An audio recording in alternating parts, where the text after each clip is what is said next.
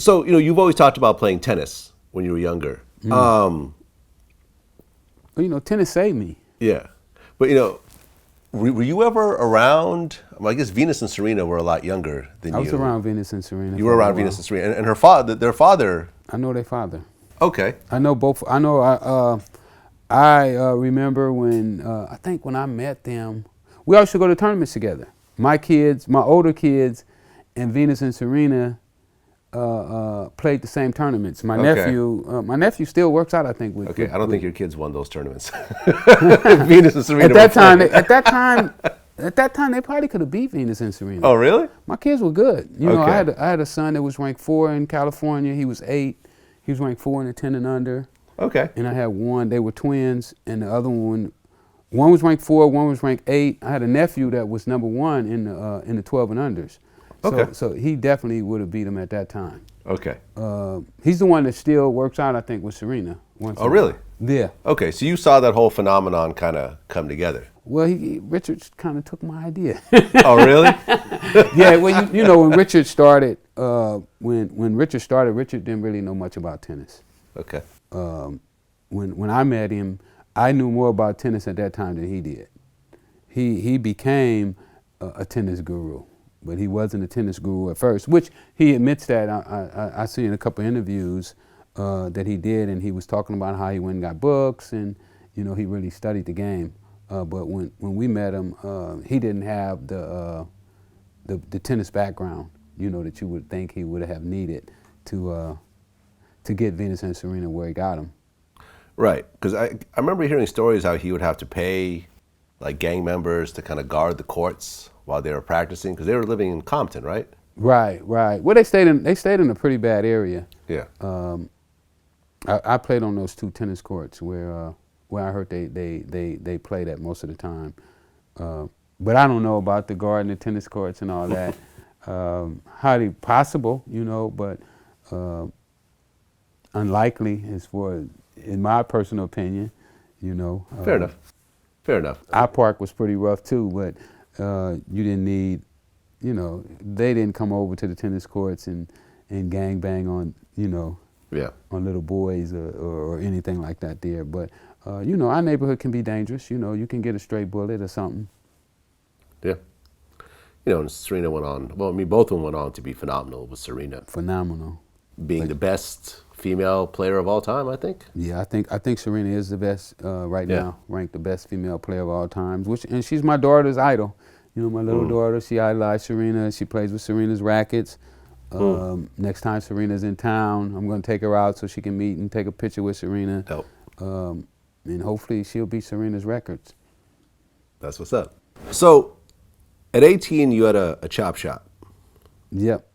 Was this before the drug dealing or no? Yeah, it was before the drug dealing. Okay, so before you got into drugs, you were stealing cars, I guess? Yep. It went. Really, the cars introduced me to the drug business. Okay, so you had, I guess, a chop shop big enough to hold 20 cars? I don't know. It held quite a few cars. 20, maybe 20 cars. We used to crowd them in there, and then we had like a little driveway too, where we put them. Because we were painting cars as well. We did paint and body work. So we wasn't just chopping cars. Okay. So at 18, you had a full-fledged business, like a semi-legal, I guess, business. Yeah, I got into that almost the same way I do everything else, my guys took me to Church's Chicken one night. I never, and it's crazy, I lived in L.A. and I had never noticed lowriders. That's more of a Mexican thing back then. No, blacks were heavy in it. Oh, really? Yeah, blacks were heavy. But didn't they get it from the Mexican culture? I don't know. Okay. Because we had some old lowriders. We had Ethan, we had Ernest, Doghouse, rest in peace, it was a good friend of mine. Honcho, it was guys that had been lowriding. Terry Carter, those guys had been lowriding for years. Yeah, rest in peace. Rest in peace, Terry. So those guys, Terry Cadeau, these are the founders of the Bloods, they had been lowriding. So I don't know who came up with the idea, you know. Okay. But they were heavy in the low riding. When I got started, it was, I don't know, sometimes it'd be 50, 60, 100 cars up at Churchies. Okay. So you had this chop shop, and then it got raided by LAPD. Yeah. And you were charged with 7 counts of grand theft. Yep. And you were facing 21 years. Yep. But you beat it. Yep. And how'd you beat it? Well, what happened is when they raided the shop, they were looking for a guy who had snatched a purse. They wasn't looking for a chop shop. So when I saw the helicopter and I hear the cops walking all around the building, I'm saying, oh, they coming in. So I took off running. I run out the building trying to get away. And eventually they run me down and caught me. They took me to the lady who purse, they said, had got snatched. And the lady said, no, that's not him. So technically they should have let me go. Right then, instantly. Right, because they didn't have a warrant. Right, you're not the one. So what they did is they kept me in the car and they started sorting out, why was he running like that? What is he running from? So they asked me, why was you running? I was like, I was just running.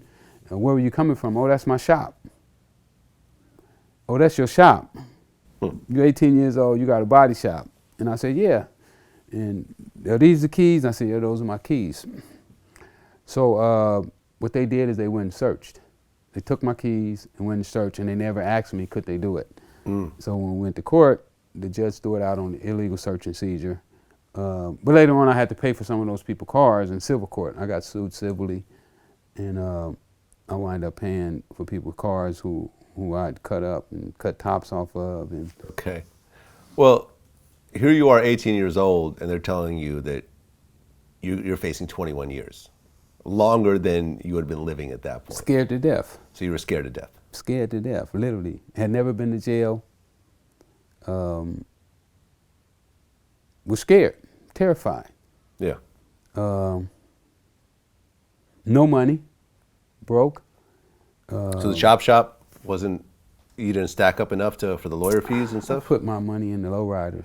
You know, I had a 57, I had a convertible 6. Yeah, you were fresh.